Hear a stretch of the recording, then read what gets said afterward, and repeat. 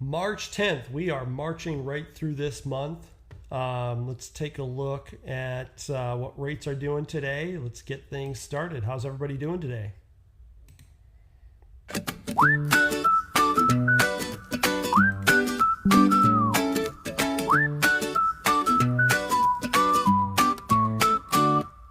Welcome to the show, it's Mortgage Talk. Grab a coffee, sit, and let's unlock the dreams you've got, the place you crave. From the front porch swing to the hidden cave. Talk about your home, talk about your plan, talk about the future where you'll stand. Your mortgage, your dream, your story to give. Let's talk about the place where you wanna live. Got questions? Here's the place to be. A TikTok Live Mortgage Jubilee. Fix or float, we'll break it down. From city lights to your small town. All right, good morning. My name is Kenny Murden. I am newer to TikTok. I'm not new to lending. I've been lending since 1999. And in that time, I've helped a lot of loan officers and real estate agents structure some of their more complicated deals. And that makes me well qualified to help you answer any questions that you might have, be it mortgage or real estate related. As you can see behind me, I just pulled up some live pricing, as I always do.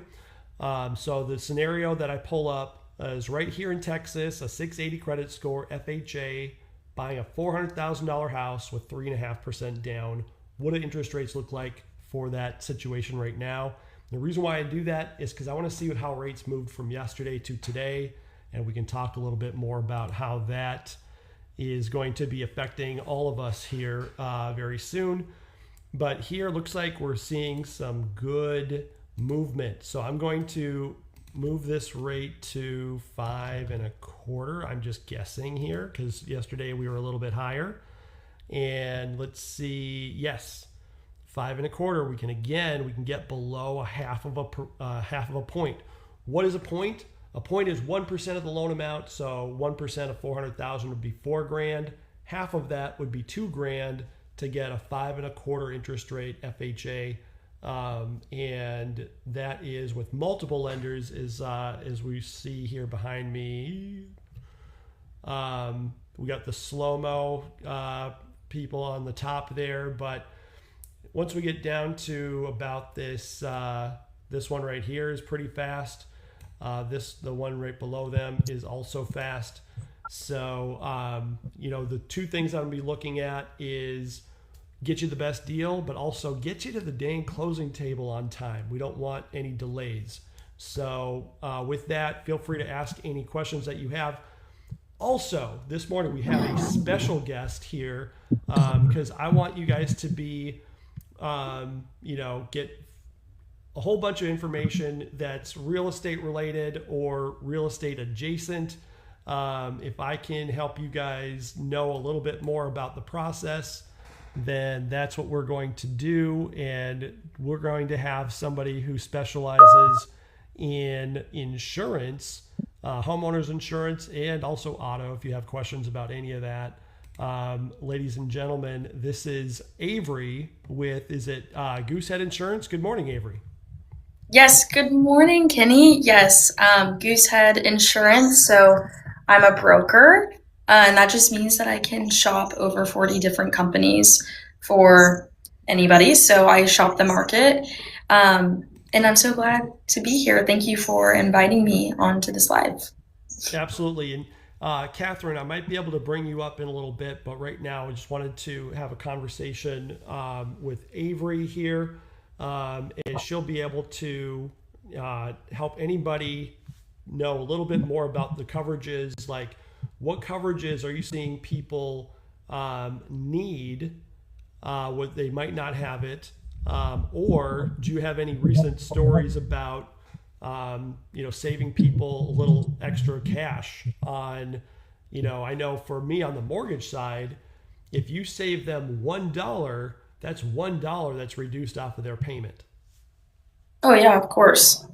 So a lot of things that people don't know do like their coverages, um, are their water coverages. A lot of people don't have all of them. So, for instance, sudden and accidental water coverage is typically on most policies, and it typically goes up to the full dwelling limit. So, your dwelling limit is how much the replacement cost estimator has deemed your house. So, how much it costs to build it from the ground up. A lot of people will have sudden accidental, but then they don't have seepage. So if you have a water pipe burst or a water heater explode in your house and you don't catch it within 14 days, then it is completely not covered at all if you don't have the seepage coverage. Only if you have sudden and accidental. And a lot of people don't put that on it. There's also foundation coverage and water backup coverage. And water backup is one of the top 5 most common claims. And what it is basically, it's really gross actually, but it's when any sort of sewer water backs up into the main lines of the house. So if it's their toilet, their shower, their sink, that's what that would cover. And a lot of people don't have coverage for it. And it's actually a very common claim. So water coverages are very big. People also don't really know what their deductibles are. Most carriers will have 2% deductibles for wind and hail and 1% for all other perils. But sometimes people, I've noticed, will have maybe 5% deductibles, and that's fine if you're trying to get the cheapest price. But a lot of people are super shocked when they go to file a claim to get a new roof, and insurance won't cover any of it because it's 5%. So those are some of the biggest things for coverage, like coverage wise, that people don't know. And then for saving money, I mean, the biggest thing is to bundle your home and your autos. You're going to get a very big discount doing that. There's also other discounts that you can file for if you are a veteran, that sometimes carriers will have discounts for that. If you get a new roof, or if you have any sort of special shingle, if you have like a class 3 shingle and you have certificates, that will give you a huge discount. If you have an automatic water shutoff device in your home, so not just that valve, but it automatically shuts off when your house has, noticed a pipe burst, that's a massive discount. So those are just a few of the discounts and a few coverages that people don't really think to look for. So when you were saying if somebody has a 5% deductible on their policy, and so it sometimes doesn't get covered, does that mean that the loss is just smaller than the deductible? So the deductible is just a larger dollar amount than what happened, or what do you mean that it wouldn't be covered? Yeah, so it really just depends, but let's just say that your deductible, we don't know what your dwelling amount is, but let's just say the deductible, 5% of it is going to be $20,000, and it takes $20,000 to replace your roof, then you're not going to get any money back at all using your insurance. So there's no point in even having it at all. As that relates to mortgage, just so you all are aware, is there are also maximums in deductible that your lender will allow you to carry. So not all lenders will allow you to carry such large deductibles, but if they do, yeah, that's one way to lower your premium, but it's for that very reason, right? It's basically, we want to increase the deductible greater than the cost of the loss. Well, then, that totally favors the insurance company, because why do you have insurance? In case something happens. Well, if something happens, you want to have something there to help you for that peril, for that loss. But if the problem happens and you're essentially self-insuring, which is why you're getting that lower premium, you're taking that risk on yourself, then that's not really maybe in the spirit of what you thought you were doing. And so that's a good reason to maybe review your coverages. And also, if you haven't reviewed your coverages, and how long would you say, if you haven't reviewed them in a few months, in a few years, how often should people be looking at their coverages to see if they're getting the right premiums at the right price? Oh, I think people should shop every year. So most people's autos are going to be every 6 months. So every time you get that renewal price, I would be shopping the market. Obviously, if it's didn't go up that much from before and you're completely fine, then that's awesome. But for autos every 6 months and for homes every year, and just go to a broker. Like I'm a broker. It doesn't even have to be just me, but go to a broker and they'll be able to reshop every year for you as well. Because if you're staying at a agency that only it's captive, so an example would be like State Farm or something. We don't work with them, so they're captive. They can reshop for you, but it's more just adjusting what coverage you have. They can't shop another carrier. So go to a broker, have them shop for you every year, and you don't hurt at all by doing that. You don't waste time because they already have all your information after the first time working with them. So you lose nothing out of doing that. Yeah, that's what I was talking about on the channel last night when we were having some discussions. We were pricing out a lot of different mortgages for people. Phenomenal show last night. If you guys were on here last night, thank you so much. That was so much fun. But the parallel between me being a mortgage broker and Avery being an insurance broker is we take one application, right? We're only going to look at your credit one time, and we're going to be able to shop that for you against all the different lenders in my case, or insurance carriers in her case, where you're going to be able to get the best loan program for the right price or the best insurance premium and coverages for the most affordable price. And you guys would be shocked if you saw the cheapest amount for the cheapest lender and the most expensive. And the same thing is true in the insurance world. But Mr. McFlyer says, could I get a loan without credit? And the answer is yes. So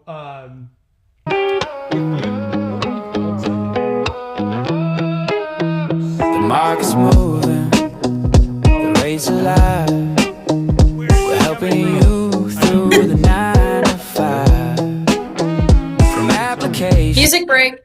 Yeah, so fun little, again, newer to TikTok, not newer to lending, so bear with me. But Mr. McFlyer, you were asking if you can get a loan without credit. Yes, the answer is absolutely yes. And the way you do it is you show 3 payments that you make that are not credit related. So maybe you rent, maybe you have a Netflix account, a gym membership, auto insurance, a telephone that you pay for every month. It doesn't matter what it is, but we need 3 of them and prove on-time payments for the last 12 months. And then those are called alternative trade lines that we're then able to lend on. So that's the way to do it there. And then, sometimes I run into people that are like, well, I just don't have any accounts. Well, then that is a problem. But we need to have something to base it on. And then if you don't have those other things, then I can show you ways to quickly get a really good credit score. You borrow the credit from a friend or family member where they add you onto a couple of their credit cards. And not only do you just get a really good score overnight, but you also get all of that history. So I have credit cards that, might be older than Avery here. So if I were to add her onto those credit cards, she could have more credit history than she has life and age. So that could impact your credit score overnight. And then you said, I have $250,000. You make $100,000. You want a loan for $150,000, no credit or debt. Now, in that circumstance, there are special occasions for putting up that much down payment. Absolutely, yes, we have asset-based lending to help you with that. Not a problem. Says, problem is I have none of that due to being a trucker. I have a big down payment and a decent paying job. Is that good enough? Absolutely. I talk about it's a 3-legged stool to lend. You need to look at income, credit, and down payment. But you only need 2 of those stools for it to stand. You already have down payment and you have good income. Do you need credit? Hell no, you don't. You're good enough. Now, if you have all three, you're going to get the best, interest rates and lower cost. But once we start, kind of threading the needle and not having to, prove different things like credit, that will impact the interest rate and the closing costs. So I would get with me on that. Let me flash up my. Let's go reset. I don't know what I'm doing here. I'm trying to show my phone number there, but if you text me, I'll put it in the chat. If you text me to that phone number, I'll be able to send you an application and we'd be able to get you pre-approved as soon as today. So I appreciate the comments, but do you do Laredo, Texas?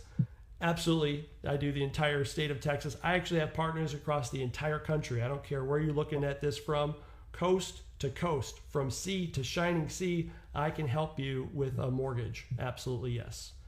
And I do the insurance, so I can help out with that as well. Exactly. If you get a home.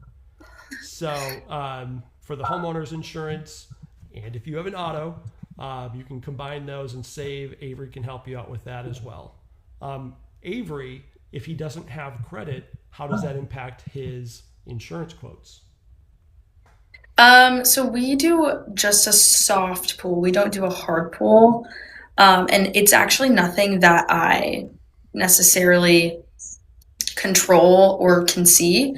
From my understanding of it all, it's going to factor the premium. So if there's nothing to show, it will probably be a little bit more expensive, but it doesn't necessarily mean you can't have insurance at all. So that's kind of a shorter answer, but it's kind of an algorithm that I don't necessarily control. It's called Aviator for us, and our system does that all for us. But credit is part of the premium. It does impact that a lot, but it's a soft pull again. So, but you'd be able to get insurance still. Yeah. And I do soft pulls as well on the pre-approvals, but anytime I'm lending hundreds of thousands of dollars, I have to do a hard pull. Anytime we're extending credit, we do a hard pull on the credit. So just so that is understood. And if you guys know anybody looking to buy or refinance, I forget to say this, shout this out again, being newer to TikTok, but we like shares, we like likes, we like follows, all of those good things. And thank you, Mr. McFlyer, for all the gifts as well. That was very nice. Thank you. So that was very fun to see. But yeah, I was talking with Avery a little bit more this morning. You had kind of an interesting thing happen recently where your office changed. What was going on with the office change? Yeah, so we're in the DFW area, and originally I was in headquarters for Goosehead, which is over in Westlake, and then we are merging now, and we're becoming a Dallas office with another one in Las Colinas. We also have a Fort Worth one. As you can tell, Goosehead is growing, and we have so many offices, but we're officially going to be the Dallas office.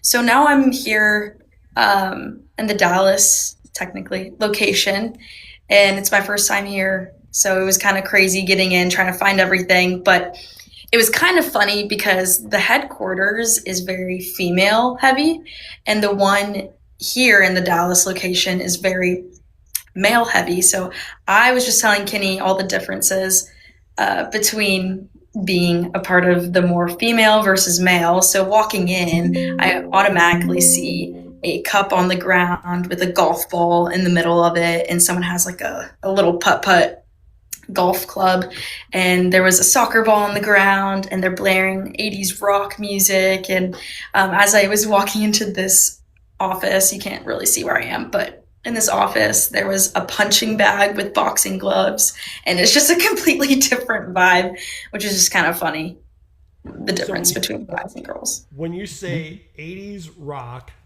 I mean, some of us, so I know my audience here is a little bit older. So we might know every 80s rock song there is. Do you remember the name of any of the songs? I'm trying to think. There was some, I mean, there was some AC/DC, but then there was some more like soft rock too. I'm trying to think. They might have even played, it's kind of a cheesier song. I wouldn't even call it a rock song, but True by something ballet. What is it? Do you know what talking about? The I song True. don't, but It's I it's thought a I would just have a cheesy little. song. I thought I'd have a little fun with the generation gap because I don't know Yeah. much about the current songs with I don't know, is Lizzo a big deal now, or who's big now? I have no idea. Um, Um, for who I would I listen to, Sabrina Carpenter. She's more of a pop though. And then if you're thinking country, I listen to Megan Maroney.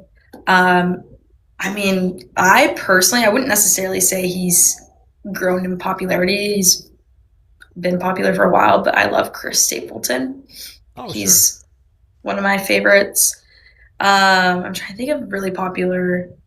I mean, if you're thinking more rappers, that's like Don Toliver.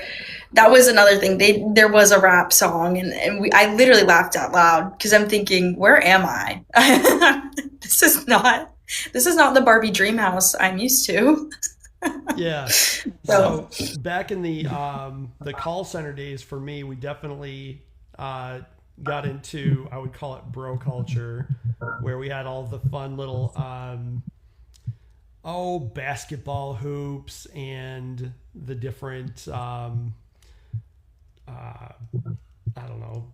We had a ping pong table. Like there was a lot of interactive stuff that was going on where you can kind of blow off steam in a call center. But so that was a little bit of a interesting experience. But I spent most of that time in like the sales manager role, where people would just bring me the most messed up files you could ever imagine, and I was basically trying to figure out what's going to approve, what's not going to approve, and that's kind of made me an excellent resource to basically triage how can I get approved. Like for example, Mr. McFlyer here is like, hey, if I don't have a credit score, but I have these other good attributes, is it possible to get a loan? That's exactly where I was at in the sales manager role, to be able to answer that question. Can we get this thing done? And so that was what I was mainly doing. But every once in a while, I'd have fun and blow off some steam, play a game of ping pong or whatever. And every once in a while, we'd hear some loud music. Definitely, the bro culture would definitely have, some hip hop. I would say is pretty common with the bro culture. oh, for sure. Oh, for sure. And it was just kind of funny too because we did a kind of a team event. We did pickleball the other day, and we were randomly paired with people, and it was just funny. Like they were all like, "Oh, let's go get a beer," and I don't know. It was just funny because we were all just completely different environments. I would say, even though we do the same job, so it was very interesting. So I'll be able to update you because we'll be merging soon, and so I'll be around it way more than I'm used to. But yeah, that's awesome. Yeah, and you said that's closer to, did you say Las Colinas? Yes, it's the Dallas office, but yeah, Las Colinas. So is that a further commute for you? Actually, no, it's close. Well, it's about the same, but traffic wise, it's actually closer just because I used to have to get on the road. I don't know if you're familiar. I actually, you probably are, but US 377 going Oh yeah. from like going into Roanoke, and that light was always so bad. And if it was for whatever reason the construction was blocking off a lane, I mean that could add on 20 minutes. to my commute to work, which I Well, they're love that. fixing that right around Roanoke. What's that, 114 that they're putting in the freeway all the way over to 35W, I want to say, and maybe even beyond. So Mhm. that's definitely going to clean things up there. But I know that's just been a mess there for a while. Oh yeah. But my question was going to be, if you have a farther commute, how does that impact your auto insurance? I just well, since it's going to be roughly the same, it won't impact it too much. But really, it would just be at renewal. Um, Usually, we'll go through and ask how many miles you have per year. So the average person is driving about 12,000 miles per year, and that does affect the premium a little bit. I wouldn't say too much. So if you're doing 10,000, that's gonna not be too different from 12. But if you're driving 30,000 miles, which a lot of people like roofers are, you're driving Real all estate over. agents.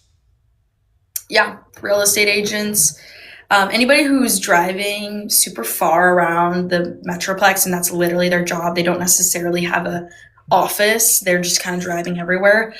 That's going to be extremely different than someone who works from home and isn't driving to an office, and their miles are probably 6,000 because they really only travel within their little city. So that does make a difference. And that's a question that we typically ask is how many miles you have driven, and then also if you work at home or if you work in an office. So that does impact the premium a little bit. Nothing too insane. And it's usually just an estimate because I know a lot of people want to pull out. They're like, oh, I don't have time. I need to pull out my car and all this stuff. It's just an estimate usually. So, but yeah, won't affect my insurance too much. Thank goodness, because I don't know what I would do if I had to pay more, but Right. um, Well, yeah. I'm kind of wondering, for the budget conscious person, what are some things that, if they're looking at buying a house, what are the things about the house that might impact premium, good or bad? Same thing with a car. Like I heard Teslas, for example, in the background there, that I heard that those are higher insurance premiums to cover. Like Hmm. what if I'm a consumer, if I'm looking at buying one thing or another, and I'm not super dug into what I'm going to be getting, whether it's a car or a home, what impacts premiums? Yeah, honestly, a lot. So I would say you can talk about construction. So if it's a brand new spanking home, that's going to be really good for insurance because that means you have new plumbing, you have new roof, everything's brand new. Obviously, you usually have an inspector just kind of walk through it, but I mean, there shouldn't be anything that isn't, perfect basically. So a brand new home is going to be way cheaper than if you have a historic home. Historic homes in the DFW are a little bit more on the rare side, but the older the home, the higher the premium is going to be, and typically the more issues you're going to run into when you have an inspection done. So for instance, like if you have galvanized pipes, that's not something that is typically going to be loved in insurance. Not a lot of carriers will take that. Um, and so making sure you have the PVC pipes, um, just because they tend to not burst during any super cold weather. Sure. Credit score, we kind of talked about that. Foundation, if you have crawl space, which a lot of older homes have crawl space, that's going to be a little bit more than just a concrete slab because there's more issues. If you have termites or something, then the wood will sink in and it just causes more issues. It's just a bigger risk. Location. So if you're in a really, really safe area and not a lot of theft claims are filed, that will be good for your insurance. But if you are in a higher crime area, that will affect your insurance. Distance to a fire station will affect your insurance if it's further than, I think, 5 miles. Yeah, 5 miles. And it's not a volunteer fire station, it has to be a legitimate one. And then also the material on your roof. So if it's metal versus architectural shingle or like composition. And then also when the last time we got a roof, that's going to be major. So a lot of people think that a 7-year-old roof is brand new. It's actually not. That's a very average age roof. Insurance companies actually start to put ACV coverage on roofs starting at 10 years old. Not every single one. Every carrier has their own rules, but And ACV is actual cash value as opposed to replacement value. How does that differ if you have a claim? yeah. So with a replacement cost, you have just your deductible. So we'll make numbers easy. Let's just say it's $10,000 and your roof is going to cost $25,000. So then they would pay upfront that $15,000. They would give you that full amount. If it's ACV, so the actual cash value, it's going to incorporate the depreciation. So depending how old your roof is, it's gonna not be $15,000. They might give you $8,000. So you're paying the deductible plus that depreciation, which a lot of people don't really know ACV because it doesn't always say actual cash value on your policy. It might say scheduled payment. So if you see scheduled payment next to a deductible, then that's what that means. Or in the coverage section or additional coverages, scheduled payment means ACV roof. Wow. Yeah. Good to know. So that's some good advice on the home. What about as it pertains to autos? What would impact an auto's premiums? So I actually haven't heard too much in Texas with certain cars besides Teslas and any sort of electric cars. I haven't heard too much about a specific type of car being too much to insure or going up. But I have heard in California a lot of Kias because a lot of people are, stealing them and vandalizing them for whatever reason. I don't get that, but Kias are going through a lot. So in California, I've heard they're really hard to insure. I've heard that where a one car key might work on another car. Is that what was happening with the Kias? I guess I actually don't know because I don't specifically do California. I've heard this from one of my coworkers who does California, and she just says that she's had a lot of issues if people have Kias, but she didn't explain necessarily why. It's just a lot of carriers. It's either extremely expensive or they're not taking them. So Another thing that I was thinking about, going back to homeowners insurance, I know a lot of carriers have pulled out of Texas due to all the storms. And I know we recently got hail in my neighborhood, I think last November. And I mean, it looked like we were power washed with sand. Like just it stripped all of the varnish and things off of the stained fence, and I'm sure there was just a lot of little divots and dents in the siding and the roof and the downspouts and all of that. But how many carriers does Goosehead have for homes here in Texas?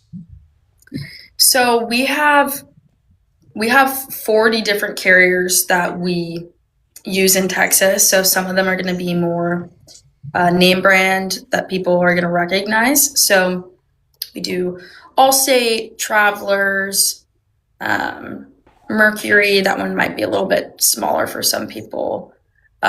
We use Progressive. That's typically more for newer homes. As well for autos, we do Geico, Progressive, all of those. But we also use smaller carriers as well. So True would be an example of one. It's become very, very competitive in Texas. It actually started out as a Florida company. Again, Mercury, that's another one of my favorites because they tend to do well. Safeco is another popular one that I like to put people with, but all of these carriers are A-rated. So we only work with carriers that are financially backed is what that essentially means. We don't work with B-rated carriers So, and then Travelers, I like to say, is my favorite carrier to put with people. Sometimes it can be expensive, so I don't always, if it doesn't make financial sense, I don't put everybody with them, but coverage wise, they're really awesome. And they also are an A++ carrier, rated carrier. And something that they do with their autos that not a lot of other companies do is they have like a drive safe programmer. You know, if you get the app, a lot of carriers do this. If you get the app and you drive safely, you know, no aggressive accelerations and hard braking, you get a discount. What's awesome about Travelers is that theirs is only for 90 days. So you're not being tracked forever. It's just for a 90-day period. So I really like that. So I can just pretend like I'm a good driver for 90 days and then I can let my hair down, as they would say. Hey, I didn't hear that. But also, I'm the middleman. I'm the middleman. I'm not the person who's, you know, you don't file claims and come to me. I set you up right. I'm your agent, but you know, I can't control all of that. So, but yeah, so the Autobahn here in Texas, but you would be surprised if you try to drive the speed limit, you are going to get run over in some of these streets. Like they know how to get places here quickly. oh yeah, no, it's the Dallas and driving to Houston because I go to Houston quite a bit.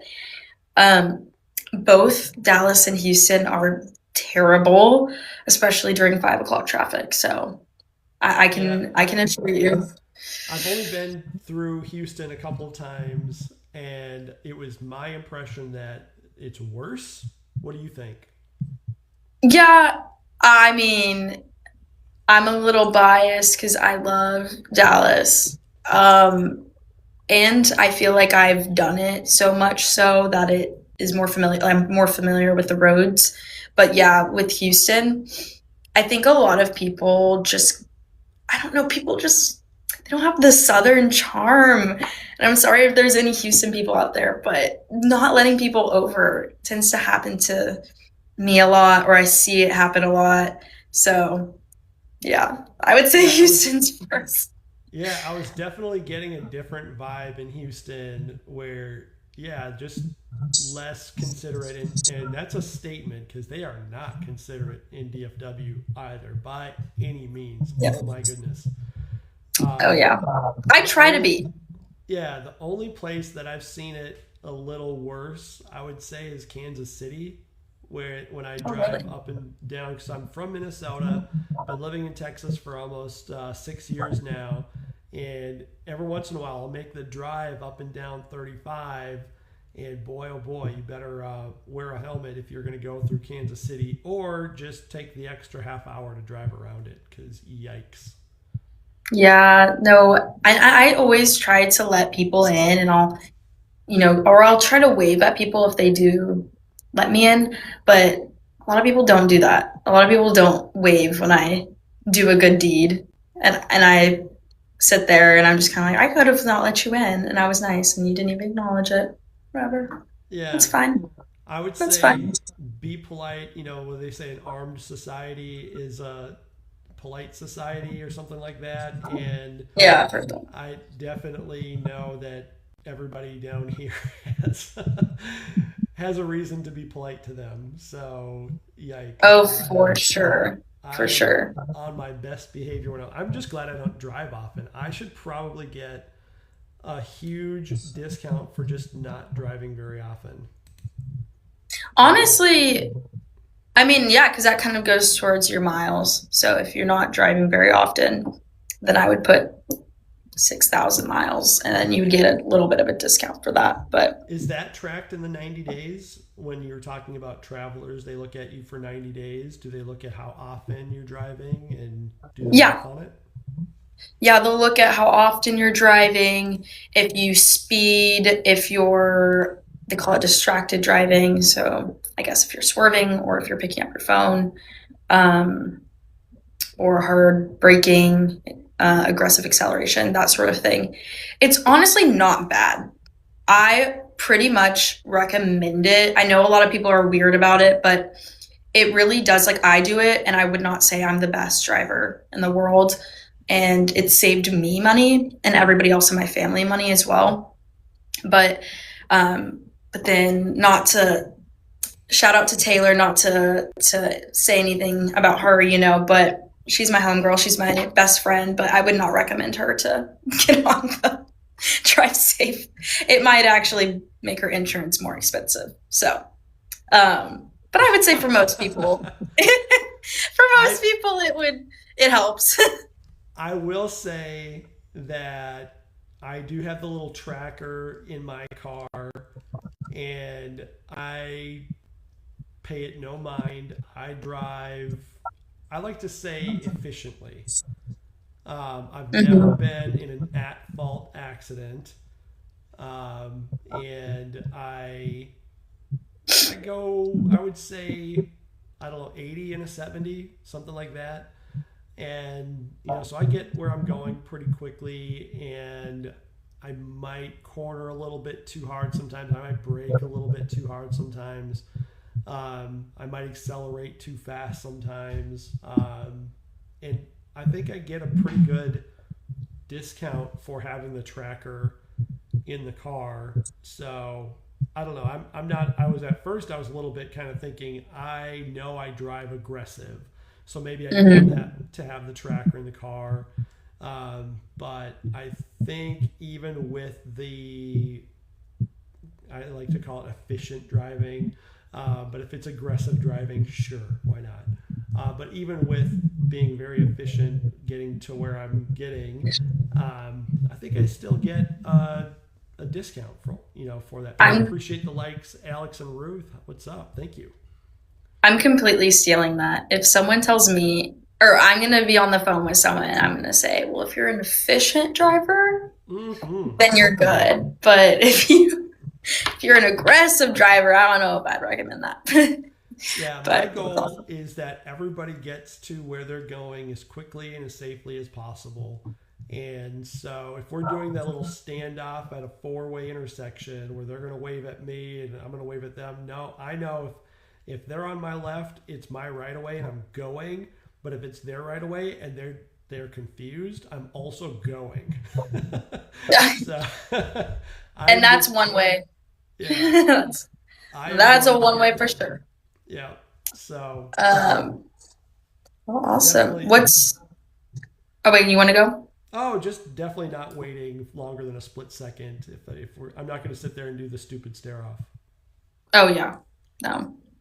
Well, I was just going to ask you. I was going to say, what's something people don't typically think of when they're thinking of filing for or getting a loan, trying to find a lender, whether it's finding a lender or getting everything ready for a loan, anything in that realm? Yeah. What do you think is?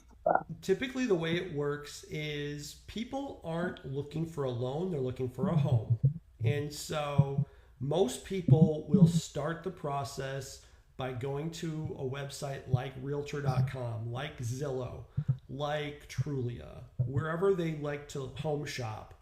And they're going to find a house. They're going to say, gee, honey, this one looks nice. Let's go take a look at it. Oh, well, let's contact a real estate agent. And then they find a real estate agent, whether it's somebody that they know or they ask for somebody in the website. I just want to get access to the property because it's a pretty place. So I said, the way I kind of dumb it down is they look at a pretty house, and once they find the pretty house, they find a pretty agent to open the pretty door. And at that point, it's usually the agent that informs them that, hey, let's, before we go spend the time to go look at this pretty house, are you even able to buy it? So that's typically where they will turn them back to me to say, hey, let's get a pre-approval letter. And just so you guys are aware, pre-approval is pretty simple. Like, technology has made it so simple. I just send you an application link. You can text me to the number that's in the chat there, and I'm able to get you an application link. You just tell it who you are, where you live, where you work, how much money you make, how much down payment you have, just really basic stuff. Takes 5-10 minutes. I email you the list of documents that you need, and then it takes like 20 minutes to get pre-approved. The only reason why it doesn't happen the same day is if you don't have the documents that I need to figure out your income. I send you the pre-approval letter. Now you're able to make offers. So that's pretty much the way it works. But what's nice about this forum is you might have just been flipping through looking at, kittens that are dancing because AI is awesome or whatever, and you're able to hear us talking about some mortgages. In this case, we're talking about insurance. I'm able to price out some deals for you, and you're like, holy cow, holy cats, as it were, that this guy is able to offer me a better deal than this other person that I didn't know or whatever. And there's two things that you're going to be able to do with my cheaper quote. One, hey, here I am. I'll bring you to the closing table and I'll do the loan for you. Or let's say you're knee deep in another deal. You're able to take my cheaper offer, a written quote, and you're able to bring it right across the street, bring it to the loan officer you've been working with for, however long, a week, a month, a year, and make them give you a good deal. Because if I'm able to give you that good deal, we're all fishing from the same pond. And so you can take that better deal and hold their feet to the fire, and I encourage you to do so. But if they're not able to match me, or if you prefer working with somebody that's willing to charge you less right up front, I'm very willing and capable to bring you to the closing table. Well, that's nice, because it's kind of similar with insurance as well, because I can't tell you how many times people will be closing on a house and then they get multiple quotes, and maybe someone else is like, oh, I found a better quote, and better means cheaper in a lot of people's eyes. So then I usually put everything originally on someone's quote. I'm putting full water coverages, the lowest deductibles possible, everything at replacement costs. I'm trying to max out all the coverage. And so when people have other quotes that are cheaper, I always ask for them to send those quotes over. I'm like, oh, it's cheaper because your deductibles are set to 10% and you don't have replacement costs for any contents in your home, your roof, and then you also don't have any water coverage at all. That's why it's cheaper. So if you want me to match it, I can totally match it if price is what's most important to you. But so I relate to that entirely, almost flipped reverse. Yeah, well, two things on that. One is if the deductible is too high, the mortgage company is not even going to accept it. I think my maximum is like $10,000 is what we can allow for the deductible. So that, on one hand, like with these really, really high deductibles, I'm not sure, maybe they exclude wind and hail from that. So they're like looking at all other deductibles. For the 10 grand limit, some are $5,000 of a limitation. But I forgot what my other thing is because I'm old. So I had two thoughts, and the other one just left me. You're good, because so I'm going to have to be getting out of here soon, but I just kind of wanted to, for the people in the DFW area, I thought this would be useful for everybody, but I was going to go through the most popular counties in the area and just kind of give the average premium amount for the year for their house. And if it sounds a lot less than what you're paying, or if you're just curious about what you're paying, you don't even know, and you want to go and see what's out there, just give me a call. This is my number. So, and then I'll leave and you can have the rest of the floor. But Tarrant County, so right now the average premium is about $294 a month. So for a year is about $3,500. And then, or $3,500, sorry. And then for Collin County, that's $304 a month. So that's going to be about $3,649 a year. For Dallas County, it's about $303 a month. So that would be $3,638 a year. And then for Denton County, it is $316 a month, which is $3,802 a year.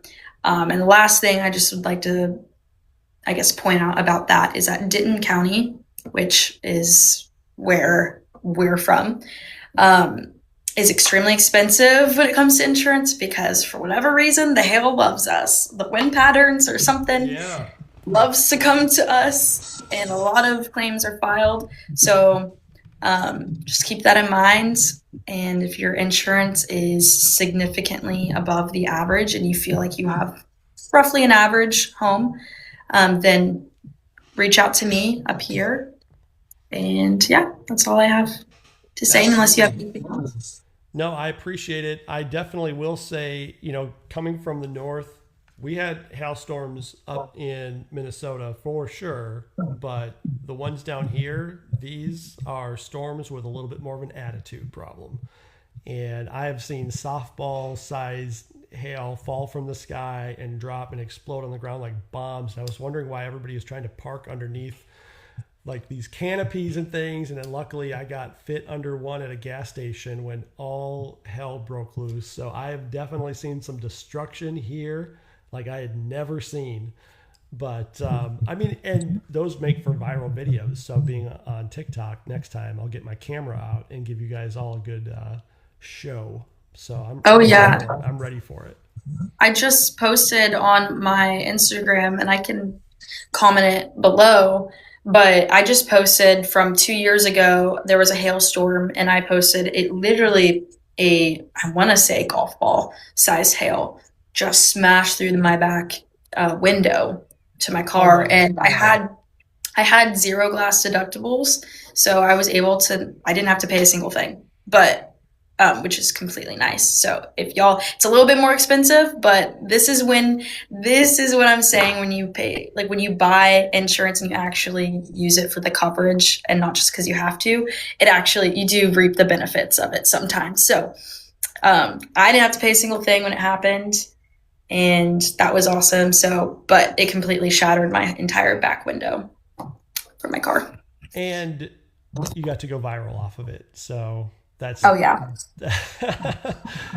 a twofer, in my opinion. I'm going to try and put my thing back up here because I think I screwed up my camera. I don't know why my camera's looking over here, and I don't know how to bring it back. So I'm just going to, and good. And Avery put her Insta deal on there as well, so you can follow her. And you can also follow her here on TikTok. What is your TikTok user? It's just Avery Monroe, but I'll be making a new one soon just for business. So, but this is just a personal one. But it's just Avery Monroe, but I'll be posting more about actual insurance and what I do and crazy interactions I've had with clients and everything in between. So next time we get on this, hopefully I'll have that already up and running, and I'll have everybody follow that account. Awesome. Well, make sure to follow Avery for everything insurance. And with that, I'd say last call for any comments or questions for real estate, mortgage, insurance, or if you're just having a fantastic day and you want everybody to know it, feel free to tap the screen for likes. Feel free to follow the channel, share with anybody that's looking for a home to buy, whether they're looking to refinance or buy a new home. That's where we're here to give you all the information on that and to help you with the financing and now the insurance. So I appreciate you coming on, and I'll be able to get this reposted to all my socials as well. So hopefully we can get you a couple more followers that way. And appreciate you coming on. Appreciate you reaching out, as I did not have, my other Goosehead guy who would probably be fitting in well at the Killing It Bro dude sweat going on there in Las Colinas. But yeah, I don't know where he's at anymore. So appreciate you reaching out. Good timing there. And look forward to having you back. Of course. Well, thank you so much for inviting me, and I look forward to it. Awesome. Well, I messed up my camera, guys, so I know I saw myself flash up there for a second, but there's my background anyway. Maybe if I sit over here, you'll be able to see me. But Oh, wait. Yeah, I could. Your yeah, that's arms. my hand. Like if I come like all the way, like why? Hi, everybody. I have no idea why my camera's looking that way. It's literally pointing straight, but looking to the left, I guess. But I'm not going to fix that. I'm just going to reset. I'll be back on in the afternoon. So if anybody has any questions, go ahead and leave it. Otherwise, we're going to wrap it up. Avery, thank you so much. Of course. Thank you. Bye. All right, bye for now. The market's moving, the rates are live. We're helping you through the 9 to 5. From application to keys in your hand, making home owning the best in the land. That's another rap on Mortgage Talk, helping you with your closing walk. From Texas to your hometown, we're keeping it real, making sure you get the best deal. Hit the follow, don't miss the next show. We got the answers you need to know. Mortgage or cash, whatever your way, we'll see you back here for another day. Thanks for hanging out on TikTok Live. This has been Mortgage Talk. See you tomorrow. Yeah.